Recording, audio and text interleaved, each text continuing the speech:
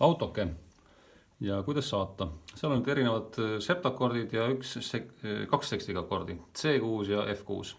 Nüüd see sama C6 koosneb sellistest helidest. C-tuur 3 kõla pluss A-noot. Seda mängitakse väga tihti neljahäälselt, mingisuguses pöördes.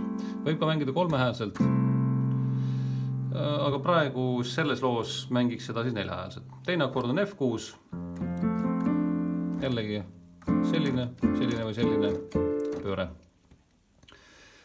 Ja siis on seal veel A-moll 7, mida siis võite mängida niimoodi või niimoodi.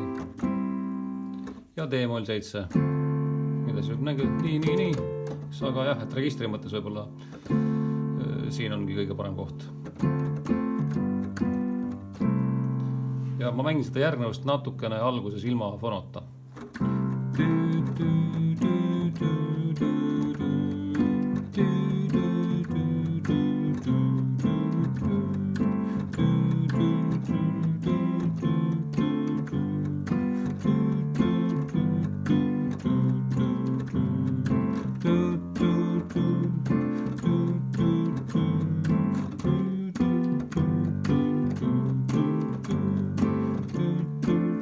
Vabandust.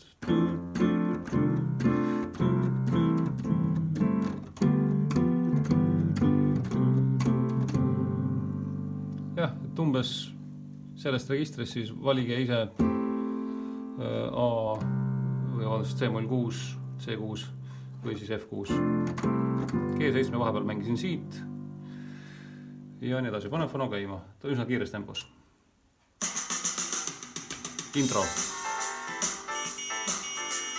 1, 2, ja 3.